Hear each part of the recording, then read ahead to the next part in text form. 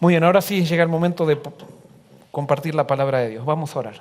Querido Señor, ahora que vamos a abrir tu palabra, te pedimos que abras nuestra mente también y danos el entendimiento. Ese mismo entendimiento que le diste a los discípulos cuando tú resucitaste, que le hiciste entender las cosas desde otro ángulo, Señor, desde el ángulo de tu espíritu. Y por eso te pedimos que esto suceda hoy aquí. Hazme un canal puro, Señor, en Jesús, para que pueda transmitir lo más claramente posible los conceptos. Y que hoy salgamos, Señor, llenos de tu Santo Espíritu, con un vivo deseo y agradecimiento por el plan que tienes para nosotros. Esto te lo pedimos y te lo agradecemos en el nombre de Jesús. Amén. Muy bien, estamos estudiando entonces la segunda profecía del Apocalipsis. Hoy posiblemente sea el último sermón de esta serie sobre la segunda profecía. Pero quiero comenzar diciendo algo que siempre decimos: Apocalipsis comienza con un problema. ¿Cuál es el problema con el cual comienza el libro de Apocalipsis? Dios quiere venir pronto, Jesús quiere venir pronto, sin embargo no puede venir. ¿Por qué no puede venir? Porque su pueblo no está preparado y no quiere que Él venga. Entonces Jesús comienza el libro de Apocalipsis haciéndole un llamado a su pueblo para que se arrepienta. Y esa es la primera profecía de Apocalipsis. Comienza la primera profecía de Apocalipsis con un llamado de Dios a su pueblo que lo llama al arrepentimiento. La segunda profecía de Apocalipsis comienza con un problema también. ¿Por qué comienza con un problema? Porque resulta que el pueblo de Dios se arrepiente, mejor dicho, no el pueblo de Dios, muchos del pueblo de Dios se arrepienten, pero ¿cuál es el problema que tiene Dios ahora? A ver. Muy bien. Hay gente del pueblo de Dios que se arrepiente, pero hay gente del pueblo de Dios que no quiere arrepentirse y quiere seguir las cosas como siempre seguir haciendo las cosas como siempre se han hecho. Entonces hay un problema porque Dios quiere venir y quiere predicar al mundo, pero no tiene poder porque el trigo y la cizaña está mezclado. Entonces Dios tiene que hacer algo para purificar a su iglesia. Y de eso habla la segunda profecía del Apocalipsis, que es la profecía de los 7 sellos. Y nosotros el sermón pasado vimos cómo mientras se abre el libro de la vida, Dios le da la oportunidad a su pueblo para que elija si quiere permanecer en el libro de la vida o si quiere no estar allí. El que permanezca en el libro de la vida va a ser salvo por la eternidad. El que sea sacado del libro de la vida se le dará lo que pidió, no estar con Jesús. Y entonces será condenado. Entonces, mientras se abre el libro de la vida, se describen en la profecía de los 7 sellos, se describen acontecimientos que van a impactar a la iglesia y que es lo que Dios va a hacer para que su iglesia quede pura, para que en la iglesia de Dios solamente quede el trigo, para que en la iglesia de Dios solamente queden aquellos que quieren tener una relación con Jesús. Y entonces ahora, como resultado de eso, entonces la Biblia nos muestra en esta segunda profecía, al final de la profecía, que queda un grupo. Y ese grupo no es un grupo grande, es un grupo pequeño. ¿Cómo se le llama a ese grupo? Se le llama el remanente y que tiene el número, de acuerdo al Apocalipsis, de 144.000. Y entonces en eso nos vamos a introducir hoy y eso es lo que vamos a analizar hoy. Apocalipsis 7.1 en adelante, no 7.1 sino 7.1 en adelante. Dice lo siguiente: después de esto, vi a 4 ángeles en pie sobre los 4 ángulos de la tierra, que detenían los 4 vientos de la tierra para que no soplase viento alguno sobre la tierra, ni sobre el mar, ni sobre ningún árbol. Vi también a otro ángel que subía desde donde sale el sol y tenía el sello del Dios vivo. Y clamó a gran voz a los 4 ángeles, a quienes se les había dado el poder de hacer el daño a la tierra y al mar, diciendo: no hagáis daño a la tierra, ni al mar, ni a los árboles, hasta que hayamos sellado en sus frentes a los siervos de nuestro Dios. Y oí el número de los sellados: 144.000 sellados de todas las tribus de los hijos de Israel. De la tribu de Judá, 12.000 sellados. De la tribu de Rubén, 12.000 sellados. De la tribu de Gad, 12.000 sellados. De la tribu de Aser, 12.000 sellados. De la tribu de Neftalí, 12.000 sellados. De la tribu de Manasés, 12.000 sellados. De la tribu de Simeón, 12.000 sellados. De la tribu de Leví, 12.000 sellados. De la tribu de Isaacar, 12.000 sellados. De la tribu de Zabulón, 12.000 sellados. De la tribu de José, 12.000 sellados. De la tribu de Benjamín, 12.000 sellados. Esto es lo que presenta entonces el principio de la parte final de esta visión. Y vamos a ver cuáles son los elementos que aparecen en esta visión. Lo primero, hay 4 ángeles sosteniendo los vientos que van a hacerle daño a la tierra. Segundo, un ángel que subía del este con el sello del Dios da una orden. Y esa orden es a estos 4 ángeles. ¿Y cuál es la orden? No suelten esos vientos que van a hacer daño a la tierra. Y entonces después el otro elemento se presenta un remanente que se sella, que viene de cada tribu de Israel. Entonces vamos a analizar algunos elementos de aquí. No vamos a analizar todo profundamente, ni vamos a poder utilizar todo análisis con la Biblia, mostrando con versículos por el hecho de que tenemos poco tiempo, pero ustedes lo pueden hacer en sus casas. ¿Qué representan estos 4 ángeles que tienen los 4 vientos? Primero, ¿qué significa el número 4 en la Biblia? El número 4 en la Biblia siempre que aparece está relacionado con elementos geográficos y representa totalidad, representa globalidad. O sea, cuando se dice que desde los 4 ángulos de la tierra, quiere decir que de toda la tierra viene esto. Lo que va a suceder, o sea, estos 4 ángeles están deteniendo los 4 vientos. ¿Qué van a hacer los 4 vientos? Van a hacer daño a la tierra.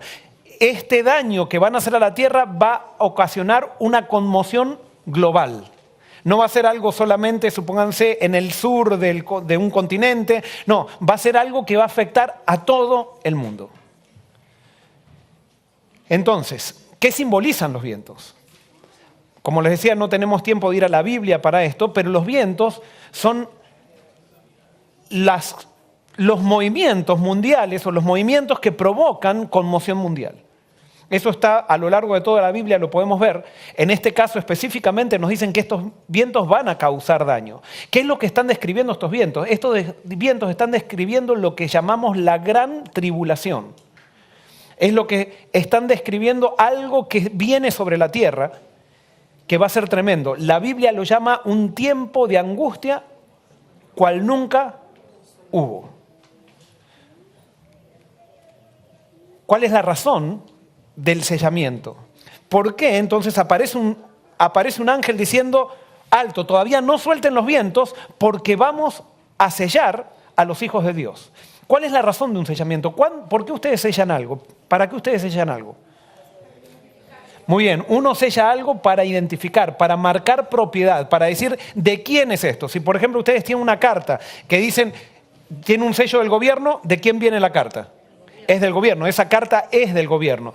Si ustedes ponen un sello con su nombre en una carta, esa carta es de ustedes. Lo que Dios está haciendo es sellar a quienes son sus hijos. Dios reclama a su iglesia como propiedad de Él. Satanás continuamente nos reclama como propiedad de Él, pero Dios dice, no, yo tengo hijos en el mundo y esos hijos están compuestos por mi iglesia y ellos son mi propiedad y yo quiero sellarlos para que todo el mundo sepa que me pertenecen. Entonces Dios va a marcar propiedad en su pueblo. Y la otra causa por la cual Dios hace un sellamiento, eso está desde el Génesis hasta el Apocalipsis mostrado en la Biblia, Dios hace un sellamiento para protección de las consecuencias de los vientos. Los vientos van a soplar, se van a producir una gran tribulación, pero entonces Dios va a proteger a su pueblo. Es interesante porque muchas veces se presenta esto con miedo, así decir, viene una gran tribulación, pero justamente viene la gran tribulación y Dios ¿qué hace por su pueblo? Lo protege.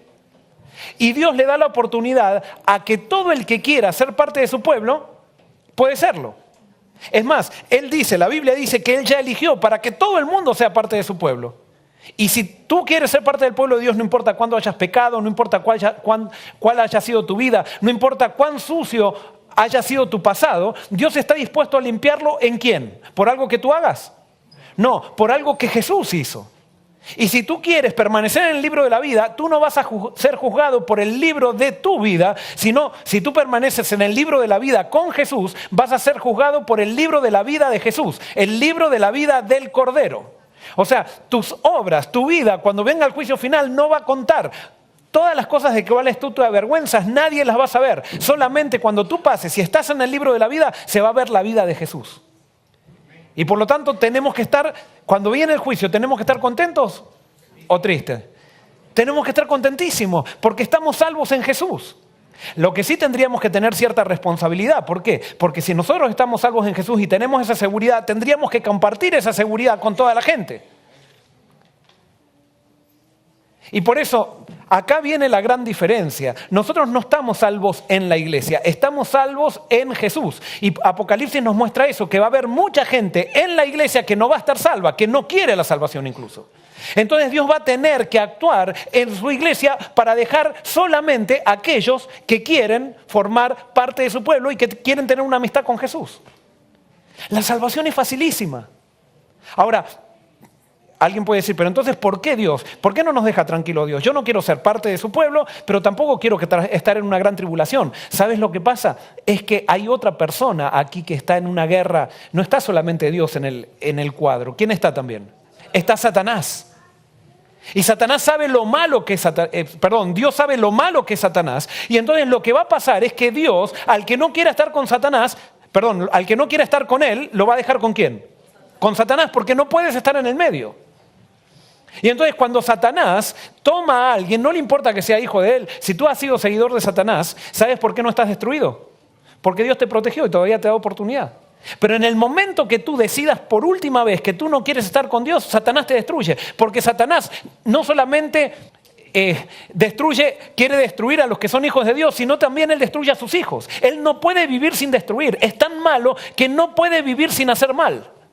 Y eso es lo que no entiende la gente. La gente piensa que Dios va a castigar al final y que Dios va a decir, me enojé porque no me quieren seguir. No, Dios está rogando que nos refugiemos en Él para Él protegernos. Pero entonces, si nosotros no queremos estar con Dios, Él nos tiene que dejar con quien estamos eligiendo estar. Eso se llama justicia. Justicia, a veces nosotros decimos, Dios va a hacer justicia y pensamos que Dios va a tirar un rayo así haciendo justicia. No, justicia es Dios te va a dejar estar con quien quieres estar. Eso es la justicia. Entonces, cuando estamos con Cristo, Dios hace justicia ¿en quién? En Jesús. ¿Dónde la hizo? En la cruz. Entonces nosotros, por nuestras malas obras, resulta que no nos tenemos que preocupar por lo que hicimos, porque ya Jesús fue juzgado por nosotros y Dios nos regala eso en Jesús. Pero el que no quiere estar con Jesús, Jesús lo deja ¿con quién? Con Satanás. Y Satanás, ¿sabes qué? Cuando te tiene en sus planes, él te usa. Y cuando te usa, te destruyó. Te destruye. Él no se aguanta, él tiene que hacer sentir mal a alguien. Y por más que sea un seguidor de él que lo ha seguido por toda la vida y que fue el más grande satanista, va a ser destruido por Satanás. Porque Satanás no puede vivir sin destruir. Y eso entonces Dios nos quiere sellar a su pueblo, a todos los que quieren ser amigos de Jesús y quiere protegerlos y quiere mostrar que son propiedad de Él. Ahora, ¿cuándo debe ocurrir este sellamiento? ¿Cuándo debe ocurrir? Y esto en Apocalipsis 7:3 dice, y les dijo, no hagáis daño a la tierra, ni al mar, ni a los árboles, hasta que hayamos sellado en sus frentes a los siervos de nuestro Dios. ¿Cuándo es que ocurre este sellamiento? Este sellamiento ocurre antes de que se haga daño ¿a qué? A la tierra, al mar y a los árboles. ¿Quiénes van a hacer daño a la tierra, al mar, a los árboles? Los vientos. Los vientos que están sosteniendo los ángeles. Entonces, antes de que suceda eso, Dios quiere hacer el sellamiento. Ahora es interesante porque si uno analiza la profecía que sigue en Apocalipsis, que es la profecía de las trompetas, que comienza en el capítulo 8, dice que esa profecía, no es que dice, ustedes la analizan y van a ver que esa profecía afecta a la tierra, al mar y ¿a quién? Y a los árboles. Quiere decir que Dios nos está protegiendo antes de que venga esto que describe la próxima profecía. Y ahora entonces quiero decirles, la Biblia, el Apocalipsis, habla de habla de plagas, ¿verdad? ¿Cuántas son las plagas finales? 7. Pero ¿cuántas son las plagas en el Apocalipsis? 14 plagas son en el Apocalipsis. Y nosotros muchas veces hay 7 plagas postreras. Sí, hay 7 plagas postreras. Pero si hay 7 plagas postreras, tiene que haber 7 plagas ¿qué? Primeras, o sea, porque si dice estas son las postreras, tiene que haber primeras. El postre quiere decir, cuando yo como el postre es porque hubo una comida primero. Entonces, 7 plagas postreras quiere decir que hay 7 plagas que siguen después de 7 plagas primeras. ¿Cuáles son las 7 plagas primeras? Es cuando se sueltan los vientos y cuando comienzan a sonar las trompetas, comienza una conmoción mundial, pero el pueblo de Dios va a ser ¿qué? Va a ser protegido. Todos van a sufrir, ¿eh? O sea, es más, el pueblo de Dios va a ser el que menos sufra. Y acá no es decir, entonces me meto en el pueblo de Dios. No es por miedo. Es que tú no te vas a meter. Sí, eso sí, va a haber mucha gente que se quede en el pueblo de Dios por miedo. Pero lo que te asegura ser pueblo de Dios no es estar en esta iglesia, es estar en Cristo. Miles de personas pueden venir a la iglesia, y eso es lo que muestra este mensaje incluso. Miles de personas pueden venir a la iglesia y no estar en Cristo. Miles de personas pueden venir todas las semanas a la iglesia y no estar en Cristo. Lo que te hace salvo es estar en Cristo. Es una relación con Él. Es lo que pasa en tu vida todos los días cuando nadie lo ve. Porque acá yo me pongo el traje, vengo, predico un sermón lindo y todos dicen, el pastor, que bien, él está más allá del bien y del mal. A veces cuando doy estudios bíblicos, y es verdad, estoy dando ahora un estudio bíblico y el que le estoy dando estudio bíblico me dice, no, usted pastor ya está salvo, usted ya... Y sí, estoy salvo en Cristo, pero como diciendo, usted no tiene ningún problema. No, estamos llenos de problemas todos. Todos estamos llenos de problemas. Y todos tenemos la lucha, pero hay gente sincera que está con Cristo y gente que no quiere estar con Cristo. Hay gente que quiere poner a Cristo en primer lugar y hay gente que cambiaron a Cristo por la iglesia y quieren venir a la iglesia sin poner a Cristo en primer lugar. Y entonces ese es un gran problema. Gravísimo problema. Gravísimo problema. Y entonces esto es lo que nos habla esta profecía. Las trompetas de Apocalipsis 8, que afectan a la tierra, al mar y a los árboles, por lo tanto el sellamiento es antes de que empiecen a sonar las trompetas. El Apocalipsis, y esto es lo que tenemos que entender, si queremos entender esta figura de Apocalipsis 7, del sellamiento y de los vientos, tenemos que ir al Antiguo Testamento, porque si hay un libro del Nuevo Testamento que está construido en las figuras del Antiguo Testamento, es el Apocalipsis. Si ustedes quieren leer toda la Biblia, estudien el Apocalipsis. Porque cuando estudien el Apocalipsis van a tener que entenderlo a través del Antiguo Testamento. Porque todas las figuras del Apocalipsis están construidas en las figuras del Antiguo Testamento. Y por eso este es el libro para estudiar ahora. Es el libro que hace realmente a los estudiosos de la Biblia. Y yo les recomiendo que empiecen su estudio. Algún día, yo creo que conté alguna vez mi testimonio con respecto a esto, lo voy a contar algún día de vuelta, pero a mí me cambió la vida el hecho de estudiar el Apocalipsis. Pero entonces, vamos a entender entonces dónde aparece una escena parecida que aparece en el Apocalipsis, en el Antiguo Testamento, y eso nos va a ayudar a entender. Aparece esto en Ezequiel, capítulo 8. Ezequiel era un profeta que pertenecía al pueblo de Dios, pero cuando Daniel, ¿se acuerdan cuando Daniel fue llevado esclavo? Después Ezequiel también fue llevado esclavo a Babilonia y Ezequiel profetizaba en Babilonia. ¿Y quién profetizaba en Jerusalén? Jeremías. Jeremías profetizaba en Jerusalén y Ezequiel profetizaba en Babilonia. Entonces vamos a ver qué es lo que dice Ezequiel y nos va a traer luz para entender Apocalipsis capítulo 7. Dice así: en el 6º año, en el mes sexto, a los 5 días del mes, aconteció que estaba yo sentado en mi casa y los ancianos de Judá estaban sentados delante de mí. Y allí se posó sobre mí la mano de Jehová el Señor. Y miré, y he aquí una figura que parecía de hombre. Desde sus lomos para abajo fuego, y desde sus lomos para arriba parecía resplandor. El aspecto de bronce refulgente. ¿Quién es esta persona? ¿Quién es? Es Jesús. Y fíjense, si ustedes leen el Apocalipsis comienza con una figura de Jesús de la misma manera. Entonces, Jesús viene a decirle algo al profeta Ezequiel. Y dice así: y aquella figura extendió la mano y me tomó por las guedejas de mi cabeza. Y el Espíritu me alzó entre el cielo y la tierra. Y me llevó en visiones de Dios a Jerusalén, a la entrada de la puerta de adentro que mira hacia el norte, donde estaba la habitación de la imagen del celo, la que provoca celos. Y allí estaba la gloria del Dios de Israel, como la visión que yo había visto en el campo. Y acá hay algo interesante. Ezequiel estaba en Babilonia y Dios lo lleva en el Espíritu, ¿a dónde? A Jerusalén. Y lo lleva al templo de Dios. Y cuando entra en el templo dice que allí estaba la imagen del celo. ¿Qué es la imagen del celo? Resulta que había habido reyes en Israel que se dedicaron a adorar a otros dioses, y no solamente hicieron eso, sino que pusieron imágenes de esos dioses dentro del templo de Jerusalén. ¿Y por qué se le llama la imagen del celo? Porque ¿a quién le provocaba celos? A Dios. ¿Y por qué le provocaba celo a Dios? Porque había un mandamiento, pero ¿saben por qué le provocaba celo a Dios? Porque Dios ama a su pueblo.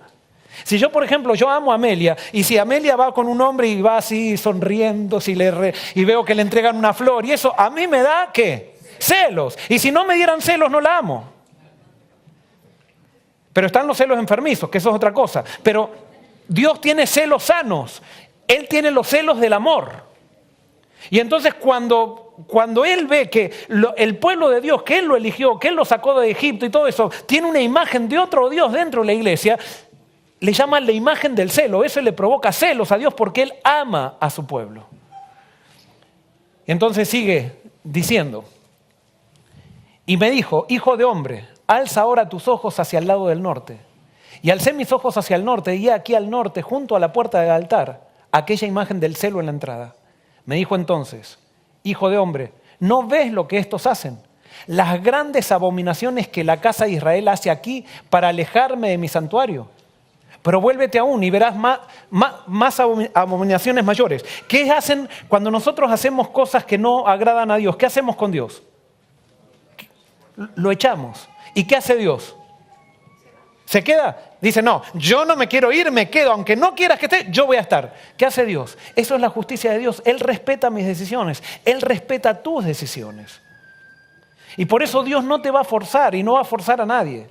Si yo lo provoco a celos a Dios y yo no quiero dejar esas cosas que le dan celos, entonces ¿qué va a hacer Dios? Se tiene que retirar. Respeta, Dios es respetuoso. Y entonces sigue diciendo, y me llevó a la entrada del atrio, y miré, y he aquí en la pared un agujero. Y me dijo, hijo de hombre, cava ahora en la pared. Y cavé en la pared, y he aquí una puerta. Y me dijo luego, entra, y ve las malvadas abominaciones que estos hacen allí. En otras palabras, ahora Jesús abre un hueco en el templo. ¿Y por qué abre un hueco en el templo? ¿Por qué no entra por la puerta? ¿Qué es lo que me está diciendo? Mira, lo que te voy a mostrar ahora no lo sabe nadie. Se hace en secreto. Por afuera, toda una idea de que todo está bien, pero esto se hace a escondidas. Y entonces dice, versículo 10, entré pues y miré, y aquí toda forma de reptiles y bestias abominables, y todos los ídolos de la casa de Israel que estaban pintados en la pared por todo alrededor. Y delante de ellos estaban 70 varones de los ancianos de la casa de Israel, y Jaazanías, hijo de Safán, en medio de ellos, cada uno con su incensario en su mano, y subía una nube espesa de incienso. ¿Quiénes eran estos que estaban aquí con reptiles y adorando a otros dioses? ¿Quiénes eran adentro de la casa de Dios? ¿Quiénes eran? Los ancianos de Israel. ¿Quiénes eran los ancianos de Israel? Eran los dirigentes. Yo diría no los líderes. Estos son dirigentes. Líderes son los que tienen el Espíritu de Dios. Los que no tienen el Espíritu de Dios son simplemente dirigentes.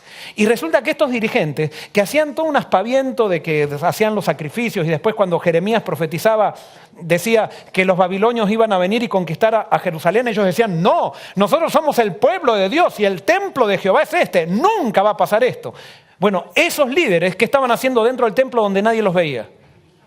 Estaban adorando otros dioses. ¿Qué era lo que pasaba con estos dirigentes? Estos dirigentes tenían una doble vida. No estaban con Dios. Y entonces sigue diciendo, y me dijo, hijo de hombre, ¿has visto las cosas que los ancianos de la casa de Israel hacen en tinieblas? Cada uno en sus cámaras pintadas de imágenes. Porque dicen ellos, no nos ve Jehová, Jehová ha abandonado la tierra. Me dijo después, vuélvete aún, verás abominaciones mayores que hacen estos. Y me llevó a la entrada de la puerta de la casa de Jehová, que está al norte. Y aquí mujeres que estaban allí sentadas endechando a Tamuz. ¿Quién es Tamuz? Tamuz era el dios de los babilonios. Y ahora aparentemente, no solamente los dirigentes, sino que aparentemente puede ser que sean las mujeres, las esposas de estos dirigentes. ¿A quién estaban adorando? Al dios de Babilonia, al dios Tamuz. Luego me dijo, ¿no ves, hijo de hombre? Vuélvete aún, verás abominaciones mayores que estas. Y me llevó al atrio de adentro de la casa de Jehová.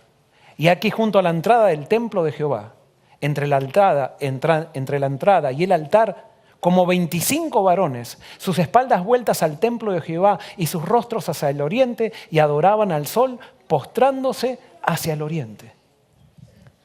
No solamente los dirigentes, sino que los que ayudaban a los dirigentes también, ¿a quién estaban adorando? Estaban adorando al sol. Y me dijo, ¿no has visto, hijo de hombre?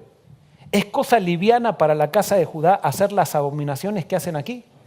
Después que han llenado de maldad la tierra, se volvieron a mí para irritarme. He aquí que aplican el ramo a sus narices. Pues también yo procederé con furor. No perdonará mi ojo, ni tendré misericordia. Y gritarán a mis oídos con gran voz, y no los oiré. Ahora acá dice, yo procederé con furor. ¿Qué es el furor de Dios? El furor de Dios es que Él se aparta. Él dice, no quieren estar conmigo. No es el furor ese de enojo como nosotros tenemos, sino que Él se aparta. Y se aparta tanto como nosotros le decimos, andate, no queremos, no queremos. Después, cuando tenemos las consecuencias de nuestras decisiones, pedimos perdón, pero Él está tan lejos que ya no nos puede escuchar. Y por eso la Biblia dice, si oyeres hoy su voz, no endurezcas tu corazón. El problema no está en Dios, el problema está en nosotros. Dios siempre nos va a querer perdonar, pero el problema tampoco ahí dice como que yo no voy a escuchar. No, lo que pasa es que cuando Dios se aleja, somos nosotros los que no escuchamos. Y llegamos a un momento que ya no escuchamos la voz tierna de Dios, que siempre nos está llamando al arrepentimiento. Siempre. No a veces. Siempre.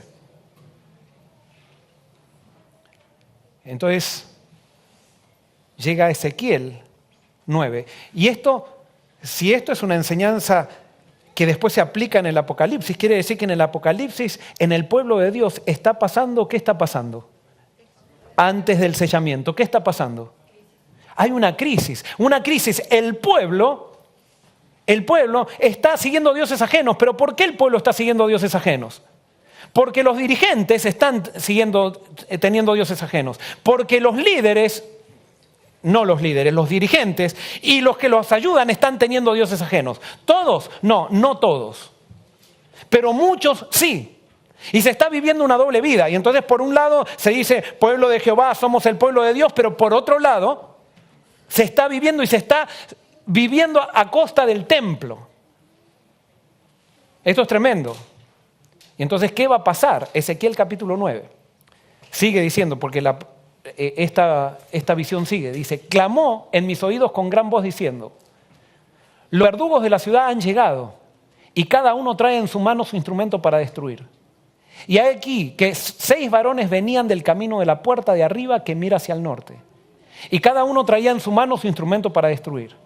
Y entre ellos había un varón vestido de lino, el cual traía a su cintura un tintero de escribano. Y entrados se pararon junto al altar de bronce. Y la gloria del Dios de Israel se elevó de encima del querubín, sobre el cual había estado, al umbral de la casa. Y llamó Jehová al varón vestido de lino que tenía a su cintura el tintero de escribano. Y le dijo Jehová, pasa por en medio de la ciudad, ¿por en medio de dónde? Jerusalén. Y ponles una señal en la frente a los hombres que gimen y que claman a causa de todas las abominaciones que se hacen en medio de ella. Interesante. ¿Por dónde comienza esta obra de sellamiento? En Jerusalén. ¿Y a quién se le pone el sello? Acá dice a los que critican. A los que están diciendo, no, que estos son corruptos, aquellos son corruptos. No, ¿a quién están? A los que gimen y claman, a aquellos que están tristes, porque ven que no se está viviendo la altura de lo que Dios quiere. Entonces aquellos que están tristes, no aquellos que están haciendo una revolución y aquellos que dicen, porque a mí no me gusta yo le voy a hacer esto. Porque a mí me persiguieron, yo también voy a perseguir. No, el verdadero Hijo de Dios no devuelve mal por mal. El verdadero Hijo de Dios pone las cosas siempre en las manos de Dios y deja las cosas en las manos de Dios. Y esta gente que va a ser sellada tiene claro eso. El que va a purificar a la iglesia no van a ser los hombres. ¿Quién va a purificar a la iglesia? Va a ser Dios. Y por eso, si ustedes y yo vemos cosas malas que ocurren en la iglesia, si vemos que hay dirigentes, ¿qué tenemos que hacer? Clamar y orar, clamar por las abominaciones que se hacen en Jerusalén. Y alguien puede decir, pero pastor, es muy arriesgado lo que está diciendo, ¿eh? ¿Por qué parece muy arriesgado? Porque a veces nos gusta a nosotros que digamos sí, porque hay que arrepentirse. Le decimos la iglesia tiene que arrepentirse, pero cuando tocamos a los dirigentes, no nos gusta nada. ¿Y saben a qué dirigentes no les gusta? A los que son políticos, a los que no están con Cristo. los dirigentes que son sinceros no tienen ningún problema con que se prediquen estas cosas.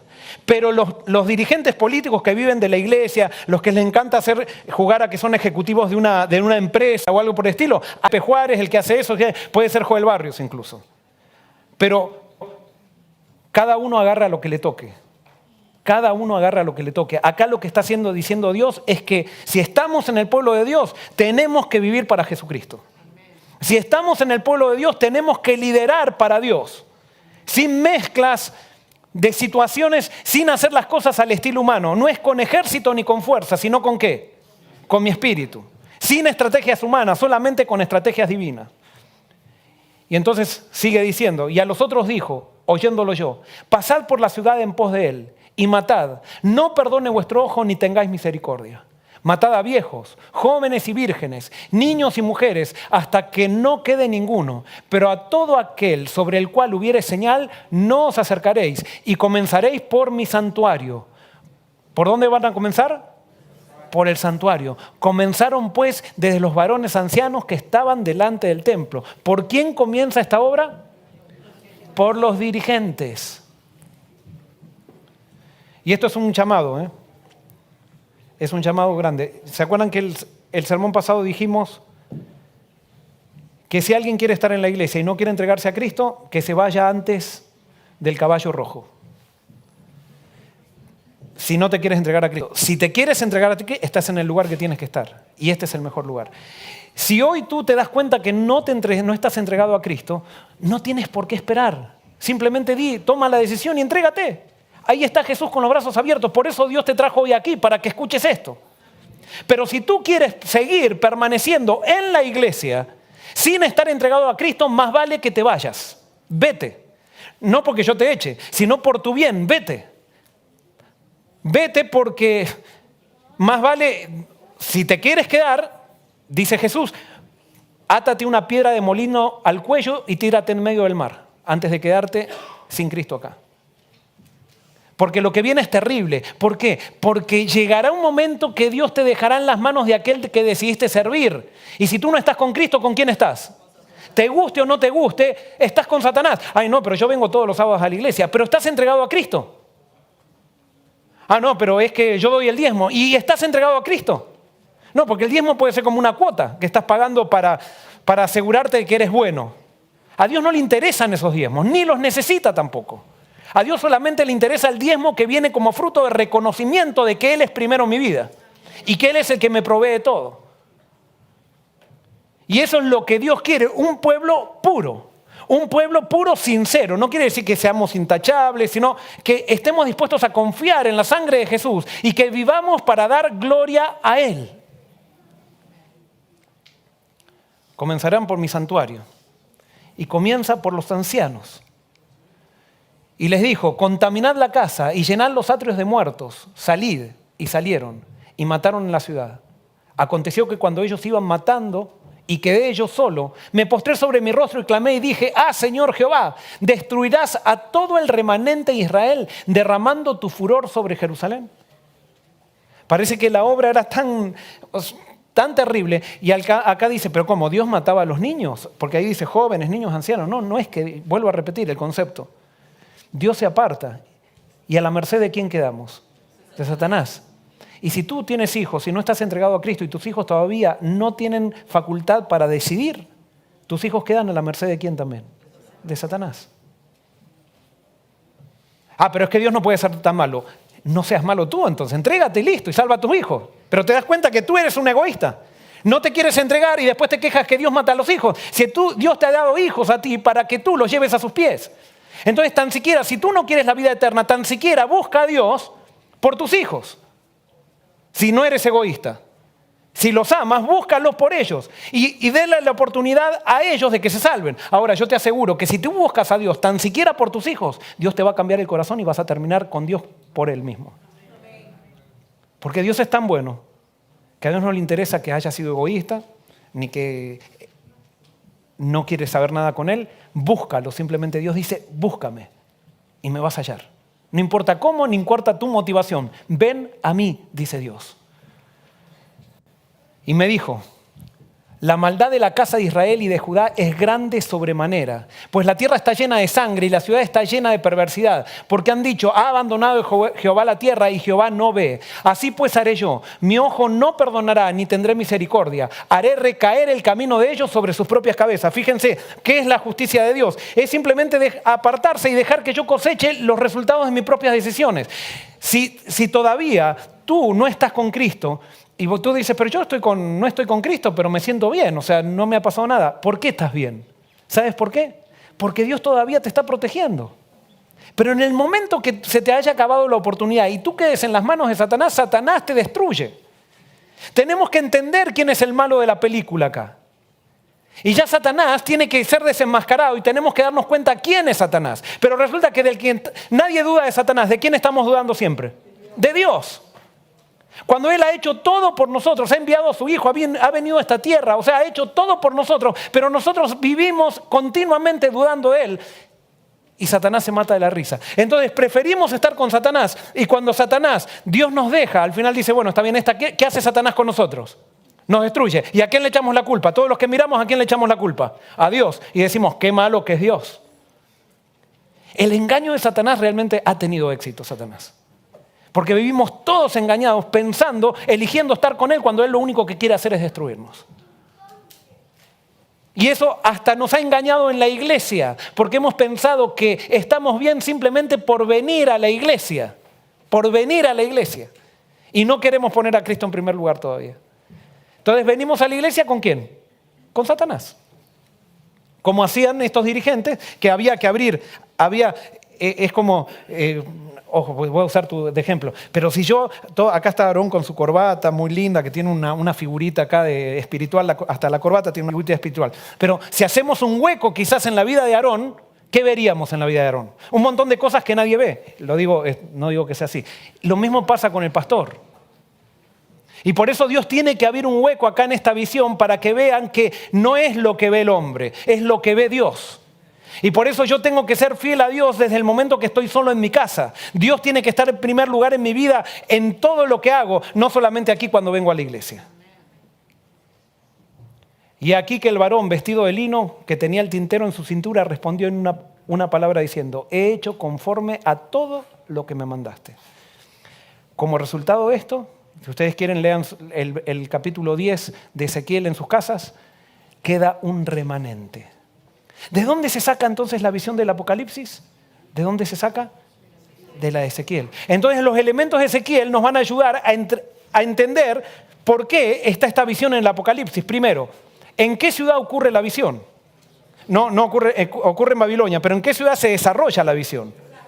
En Jerusalén. ¿Símbolo de qué es Jerusalén? Es el símbolo del pueblo de Dios. O sea, esta visión es para el pueblo de Dios. Y está entonces, en Apocalipsis aparece y dice, en Apocalipsis lo que me está diciendo es que hay un gran problema, ¿dónde? ¿Quién lo tiene? ¿La bestia el problema? ¿Quién tiene el problema?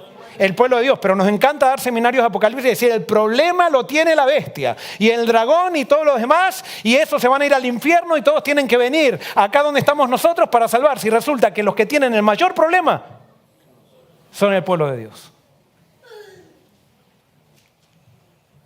¿Cuál es el problema que tiene el pueblo de Dios? ¿Cuál es el problema? Doble vida. ¿Y especialmente en quiénes? En los dirigentes. Ay, ¿quién es este pastor para hablar de los dirigentes? Yo soy un dirigente también. Yo soy un dirigente. Y el problema lo tenemos nosotros. Ojo, no quiere decir que el problema son solamente... ¿Por qué? ¿Quién elige a los dirigentes? El pueblo. Y el pueblo elige cada dirigente de acuerdo a lo que es. Entonces el problema es general, pero ya ha llegado a los dirigentes y los dirigentes no quieren. Y eso aparentemente va a pasar en el tiempo final. No quiere decir que todos los dirigentes no quieran, Acá, y está bien claro esto también en Ezequiel. Sino que hay dirigentes, pero hay una gran mayoría que no quiere. Pero ahora, acá no dice Dios, entonces vayan y pongan una bomba en Jerusalén. ¿Qué es lo que hay que hacer? ¿Qué es lo que hay que hacer? ¿Ah? Enseñar, sí, pero ¿qué decía? ¿Quiénes iban a ser sellados? Los que clamaban y los que se angustiaban por esto y clamaban y oraban por esto. Y entonces, por supuesto, enseñaban, hacían su obra, pero no se detenían en su relación con Dios por esta situación, sino que ellos clamaban y se angustiaban por esto. Porque los que van a ser sellados confían que ¿quién va a limpiar su iglesia? Dios. El gran problema es cuando nosotros pensamos que somos nosotros los que vamos a limpiar la iglesia. Y eso lo dijo bien claro Jesús, porque muchas veces tenemos ganas de decir, cuando a nosotros nos parece decir, vamos a sacar la cizaña. Y cuando fueron los del trigo y la cizaña, ¿se acuerdan? Y le dijeron al dueño del campo, le dijeron, sacamos la cizaña. ¿Qué dijo Jesús? Esperen al final del tiempo y mis ángeles la sacarán. Este es el final del tiempo. Apocalipsis 7 está describiendo el final del tiempo cuando Dios hará una obra de purificación en su iglesia.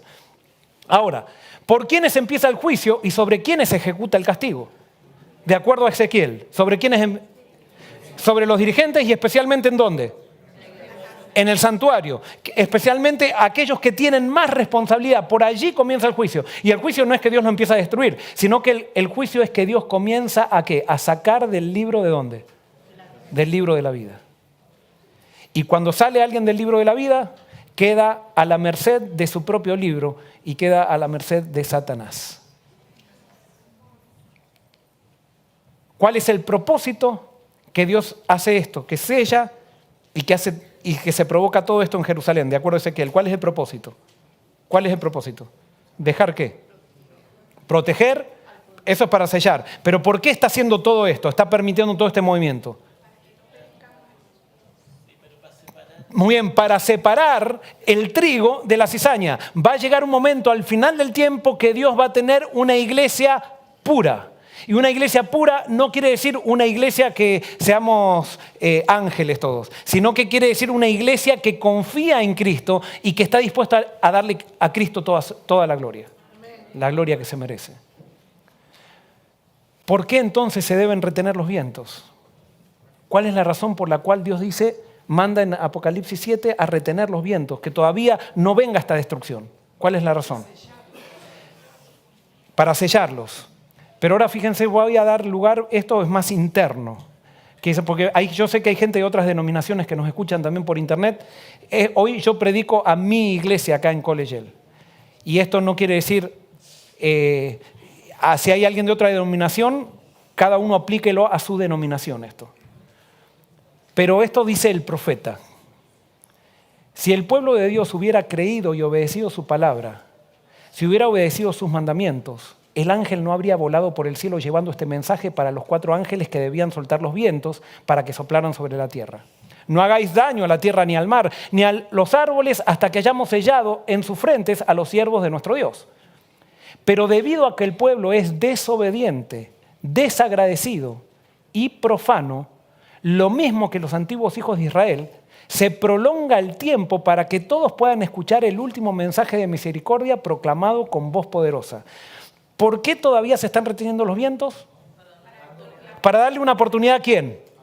¿A los que siguen a la bestia?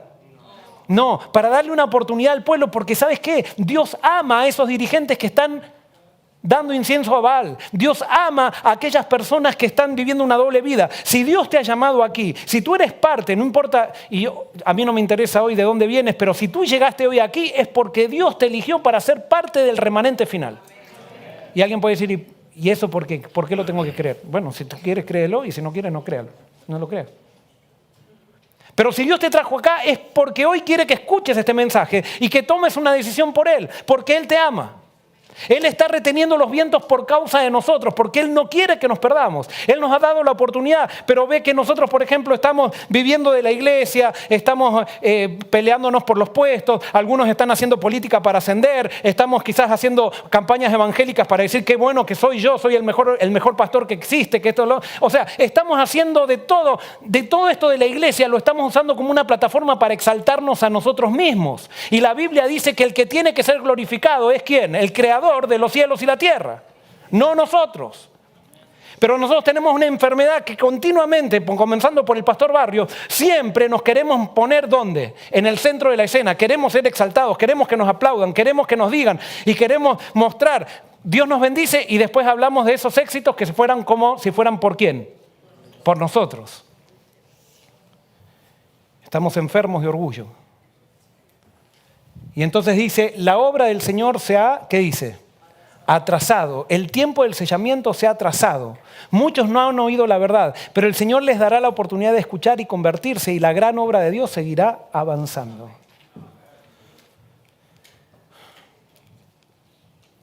¿De dónde surgen los 144.000? ¿De dónde surgen? Y dice Apocalipsis 7:4, y oí el número de los sellados, 144.000 sellados de todas las tribus de los hijos de Israel. ¿De dónde surgen? De las tribus de Israel. Ahora vamos a ver entonces qué significa Israel en el Nuevo Testamento. Y ahora fíjense lo que dice Gálatas. Pablo le escribe a los Gálatas que eran gentiles que se habían convertido al cristianismo. Y les dice, porque todos los que habéis sido bautizados en Cristo, de Cristo estáis revestidos. Ya no hay judío ni griego, no hay esclavo ni libre, no hay varón ni mujer, porque todos vosotros sois uno en Cristo Jesús. Y si vosotros sois de Cristo, ciertamente linaje de Abraham sois, y herederos según la promesa. ¿Quién es Israel en el Nuevo Testamento? El pueblo de Dios. Pero ¿y quién es pueblo de Dios? Todo el que se entrega ¿a quién? A Cristo. Todos los que nos entregamos a Cristo somos descendientes ¿de quién? De Abraham. Entonces el pueblo de Dios en el Nuevo Testamento son todos los que aceptaron a Cristo.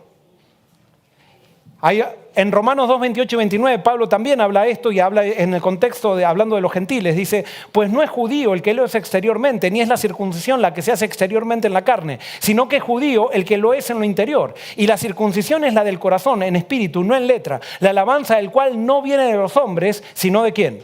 De Dios. ¿Quién es judío? Es aquel que es sincero con Dios. Es aquel que habla, que avanza de acuerdo a la luz que Dios le ha dado y que es sincero con Dios y quiere cada día profundizar su relación con Él. Entonces, ¿de dónde surgen? ¿De dónde provienen los 144.000? ¿De dónde provienen? No, los 144.000 no. Los 144.000 provienen de las tribus de Israel. Ahora la pregunta es, ¿qué es Israel en el Nuevo Testamento? Es el pueblo de Dios. Y ahora la pregunta es, ¿cuál es el pueblo de Dios de ahora? Y a nosotros nos gustaría decir los adventistas del séptimo día. Yo interpreto esto, que nosotros somos una tribu del pueblo de Dios, porque es de las 12 tribus, pero hay 12 tribus y entonces hay otras denominaciones también que son del pueblo de Dios y que son nuestros hermanos, que han aceptado a Cristo. Y alguien puede decir, no, pero pastor, nosotros tenemos la verdad. ¿Qué verdad tenemos nosotros? Nosotros no tenemos ninguna verdad. Sí tenemos algo de verdad, pero nosotros tenemos un llamado que es a preparar camino para la venida de Cristo y eso nos hace especiales. Pero no quiere decir que nosotros tenemos toda la verdad. Es más, y voy a decir algo, hay muchos cristianos que no guardan el sábado, pero han aceptado a Cristo en sus vidas. Y aquí habemos muchos que guardamos el sábado y no hemos aceptado a Cristo en nuestras vidas. ¿Qué verdad tenemos? ¿Qué es más importante, guardar el sábado o aceptar a Cristo? Aceptar a Cristo. Y tarde o temprano esas personas posiblemente cuando reciban la luz de un pueblo humilde que les predique el sábado, que no les digan están perdidos porque no guardan el sábado, sino un pueblo humilde que diga, escucha, mira, así como tú me enseñaste de Cristo, yo quiero enseñarte que hay un día que la Biblia habla, unámonos en este día, no necesitas venir a mi iglesia, simplemente necesitamos estar unidos en la Biblia. Y posiblemente cuando haya un pueblo que predique de esa manera, no con la soberbia de decir si no vienes a mi iglesia te pierdes, entonces posiblemente nos unamos muchos. Pero el problema es que la Odisea predica con una soberbia que se cree la mejor del mundo cuando no es nadie. Cuando es una miserable, pobre, ciega y desnuda. ¿De dónde provienen los 144.000? A mi criterio, son los sinceros que están en todas las denominaciones cristianas. Y Dios también va a actuar, va a hacer sacudir esas denominaciones. ¿Y qué va a ocurrir? ¿Qué va a salir de esas denominaciones? Un remanente que va a predicar el mensaje que nosotros sabemos que hay que predicar.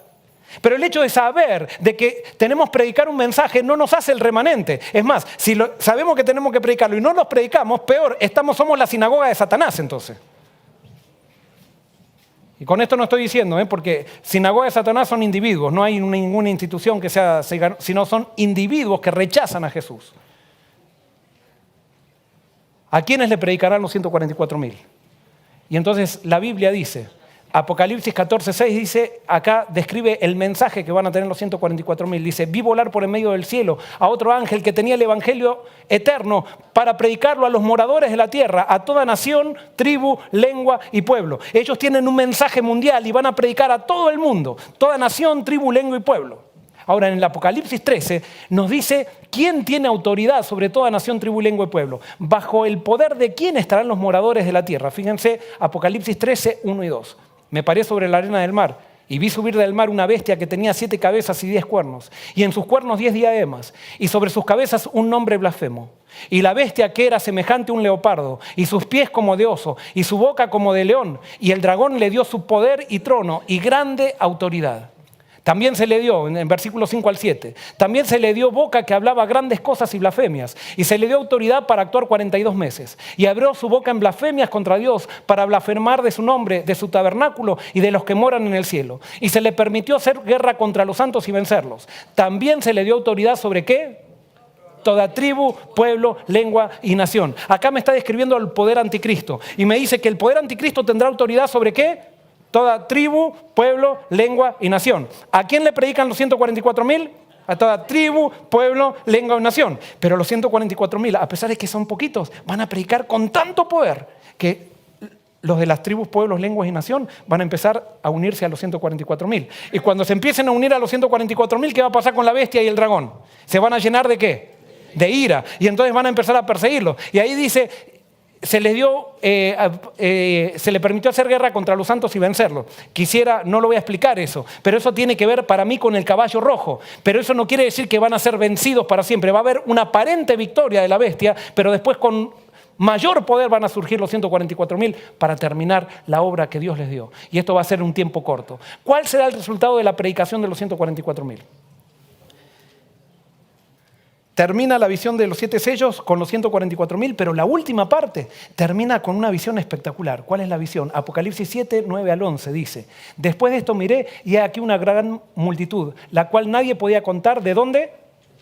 Todas naciones, tribus, pueblos y lenguas. Que ellas habían estado bajo la autoridad ¿de quién? De la bestia y el dragón. Pero ahora entonces Dios dice, no se preocupen, ustedes son poquitos, pero les voy a dar una noticia. Ustedes van a tener tanto poder que van a ganar una gran multitud de toda nación, tribu, lengua y pueblo. Va a ser como los soldados de Gedeón. ¿Por qué Dios necesita poquitos? Porque si somos muchos, ¿qué pasa? No lo creemos nosotros, y eso Axel predicó una vez, que si nosotros fuéramos muchos, si nosotros fuéramos acá a la iglesia que tiene todos los ricos del mundo y todo eso, ¿a quién nos atribuiríamos, cuando haríamos algo, a quién nos atribuiríamos la gloria? A nosotros. Entonces Dios tiene que tomar lo necio del mundo para avergonzar a los sabios. Y entonces ahora Dios queda un remanente de todas las denominaciones, chiquitito, que todos dicen esto, ¿qué van a hacer? Vamos a ver qué no van a hacer. Esos 144.000. Con el poder de Dios van a dar vuelta al mundo, más que lo que hicieron los apóstoles.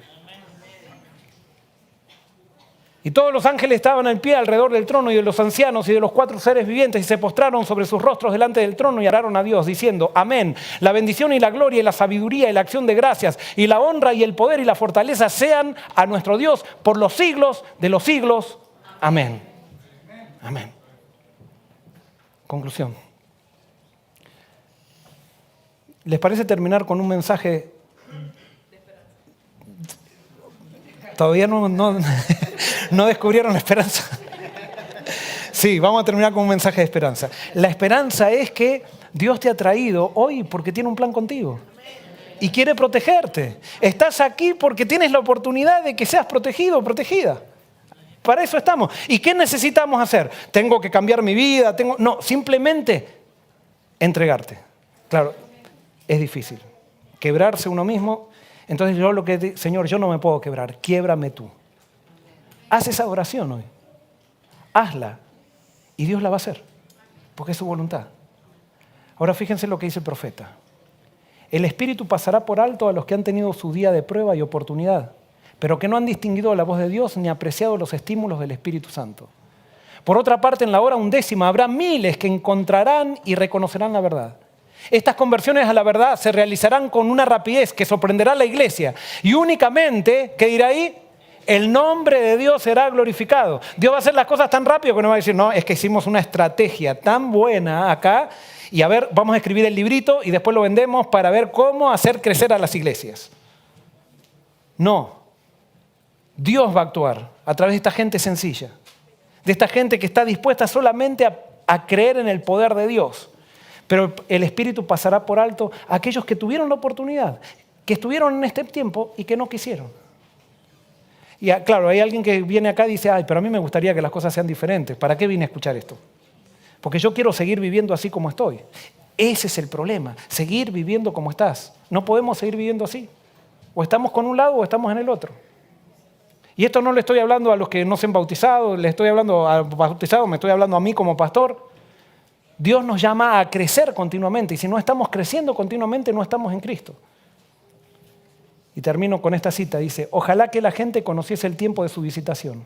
Hay muchos que todavía no han escuchado la verdad probatoria para este tiempo. Hay muchos con quienes el Espíritu de Dios está batallando. El tiempo de los juicios destructores de Dios es tiempo de misericordia para los que no habían tenido oportunidad hasta ese momento de enterarse de la verdad. Fíjense, ¿qué me dice? Que cuando estén cayendo los juicios de Dios, que son las primeras plagas, todavía va a haber oportunidad ¿para quién? Para los que no sabían. Pero para los que estaban en la iglesia, ¿qué va a pasar con la oportunidad? Ya se acabó. Porque no quisieron ser parte de este movimiento de predicación. Y se acabó. Es más, muchos, ojalá que no pase eso lo que estoy diciendo acá, y no quiero acá ponerme de profeta ni nada por el estilo, pero quizás haya alguien que está por adentro diciendo, y este pastor está medio loco, o sea, y puede ser que esté loco, o sea, puede ser, porque nadie puede decir que estoy cuerdo. Ahora, si no estoy loco, quizás pasen 2 o 3 años y te comiences a dar cuenta que esto va a suceder. Cuando suceda, ya es muy tarde. Es más, va a haber personas que van a querer venir. Y esas personas van a estar, incluso dice que van a querer también, yo quiero ser perseguido con todos y esto que lo otro, pero no van a tener la paz de Dios, no van a tener el sello de Dios porque cuando tuvieron que dar el paso no lo dieron, no lo dieron. Y por eso no es solamente conocer, es una actitud que debemos tener, es quebrarnos ante Jesús. Dice, el Señor los contemplará con ternura. Sigo después de la parte resaltada, dice, el Señor los contemplará con ternura y se conmoverá su corazón de misericordia. Su mano todavía permanece extendida para salvar, mientras que la puerta se ha cerrado para los que no quisieron entrar. ¿Por dónde comienza el juicio? Por la casa de Dios. Y especialmente por quiénes comienza. Por los dirigentes. Entonces no nos peleemos más por los puestos ni nada por el estilo. O sea, no nos peleemos. Tranquilo, tranquila. Empezará por los dirigentes. Es más, la primera profecía, que es una profecía de arrepentimiento, dice cada mensaje a cada iglesia dice, escribe al ángel que está en la iglesia de Éfeso, escribe al ángel que está en la iglesia de... En otras palabras, si la traduciríamos como hoy, sería escribe al pastor que está en la iglesia de Collegiale, escribe al pastor que está en la iglesia de Atlanta, escribe al pastor que está en la iglesia de Paraguay, escribe al pastor... Esto es un llamado a los pastores, y yo sé que acá hay muchos pastores jubilados. Y por la gloria de Dios hay muchos pastores jubilados que estamos siendo compañeros en esto. Pero esto no es de pastores. Todos ahora somos líderes todos del pueblo de Dios. Y desde el lugar que nosotros tenemos que ser una luz y levantar a Cristo. Y si levantamos a Cristo, Cristo va a hacer la obra. No te preocupes si todavía tienes problemas. Dice la Biblia, y con esto sí termino, dice que los que sean salvos lavaron sus ropas en la sangre del Cordero. Si lavaron sus ropas en la sangre del Cordero, ¿cómo estaban sus ropas? Sucias. No te desanimes, justamente la condición para que seas salvo es que reconozca que tu ropa está sucia. Pero hay personas que nos meten en la cabeza, no, tienes que estar limpio. Y si no estás limpio, no. Justamente la suciedad es lo que necesitas para ser salvo. Eso no quiere decir entonces que, bueno, entonces vayamos y tirémonos en el charco acá. No, tienes que estar sucio para encontrarte con Cristo y reconocer tu suciedad. Que tu suciedad no es un problema de tus acciones, tu suciedad es un problema de tu orgullo, es un problema de mi orgullo. Y es al fin por todas quebrar nuestro orgullo delante de Jesús. Y cuando eso suceda, todos seremos cubiertos por el libro de Jesús. Todos estaremos en el libro de la vida del Cordero. Cuando venga el día del juicio final, no seremos juzgados por nuestras obras. No se abrirá nuestro libro. Se abrirá el libro de Jesús, el de la vida del Cordero, y todos seremos absolutamente salvos por Él. Esa es nuestra esperanza. Esa es nuestra salvación. Y ese es nuestro mensaje y nuestra predicación. Vamos a terminar cantando nuestro himno lema. Mi fortaleza es Jehová. A los que lo sepan, Y no sé si está los del Praise Team. Ayúdame, Axel, si no, Jeremías, Yael, Liliana, Axelito también, vamos. Todo el que quiera pasar acá cante, vamos. Nos ponemos de pie.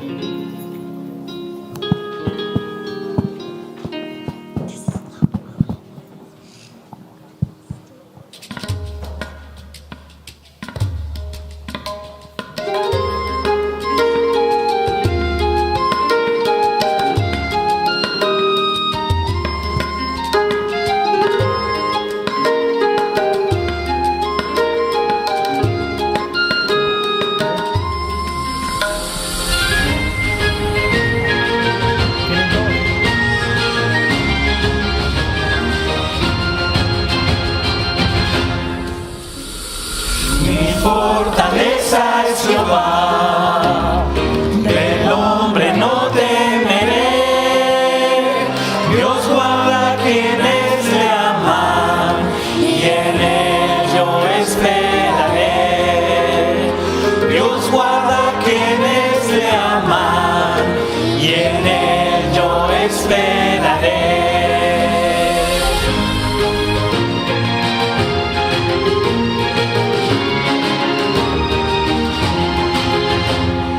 Bendito sea Jehová, su pueblo en él confiará, levantará al caído, al humilde exaltará, no dejará a sus hijos, para siempre los salvará.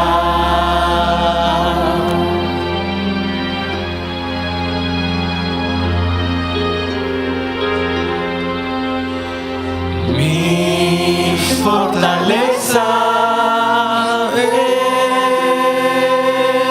es Jehová.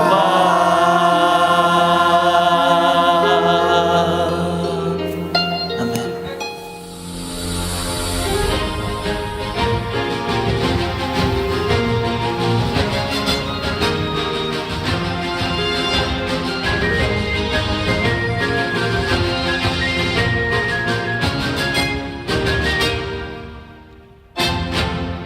Querido Señor, tú no solamente eres nuestra fortaleza, eres nuestra salvación. Señor, hoy queremos pedirte perdón por nuestros pecados, perdón por nuestra doble vida. Queremos pedirte perdón, Señor, por querer ponernos en el centro. Señor, aniquila nuestro orgullo con la obra de Jesús y de tu Santo Espíritu. Que podamos entender que somos salvos solamente por gracia. Y Señor, hoy también queremos clamar y gemir por las abominaciones que se cometen dentro de tu pueblo. Hoy queremos, Señor, no ser parte, queremos que tú nos saques de no ser cómplices de esas abominaciones. Señor, queremos entregarnos a ti, queremos reconocer de que somos los principales necesitados, Señor, y que tú hagas una diferencia aquí con nosotros. Reconocemos también, Señor, que tú puedes estar actuando también en otras iglesias locales adventistas del mundo. Y reconocemos también que tú puedes estar actuando, Señor, en iglesias de otras denominaciones. Únenos a todos en un remanente, Señor, y que podamos terminar con poder tu obra. Esto te lo pedimos y te lo agradecemos en el nombre de Jesús. Amén.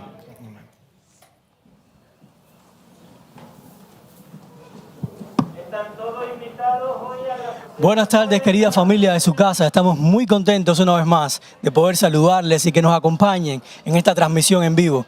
También estamos terminando hoy, deja que llegue el pastor. Pastor, tengo entendido que hoy es el último tema de Apocalipsis, ¿es cierto? Sí, o sea, me quedó un tema en remojo que es el sello de Dios, pero como ahora vamos a estar en actividades y eso, posiblemente quizás lo predique en julio, pero no estoy seguro todavía.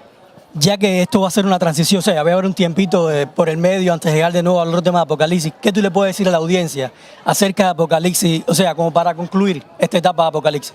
Bueno, yo lo que quiero decir es simplemente contar mi testimonio. A mí, el estudio de Apocalipsis, fui un pastor que por unos 12 años repetía lo que me habían enseñado del Apocalipsis. Y un día, con un laico que me invitó a su casa, me di cuenta, por las preguntas que él me hacía, que yo le estaba repitiendo lo que me habían enseñado, y él fue muy muy humilde conmigo, muy compasivo conmigo, y me hizo dar cuenta que yo repetía las cosas, pero que no sabía realmente. Y salí de la casa era un ingeniero, salí convencido de que yo tenía que estudiar el Apocalipsis. Lo estudié por 8 años, y con esto no quiere decir que me he vuelto un especialista, pero esto sí trajo reavivamiento a mi vida. Y ahora simplemente estoy predicando esas conclusiones de ese estudio, pero estoy seguro que cada uno de nosotros, si va directamente al Apocalipsis, está bueno esto para ver si las cosas son así, pero la cuestión acá no es quedarse con un sermón, sino la cuestión es estudiar por uno mismo. Yo te aseguro, en el nombre de Jesús, que si tú vas al Apocalipsis, estudias por ti mismo, eso va a traer reavivamiento a tu vida, y eso nos va a unir. Nos va a unir como pueblo para que sepamos qué es lo que tenemos que hacer en el tiempo final.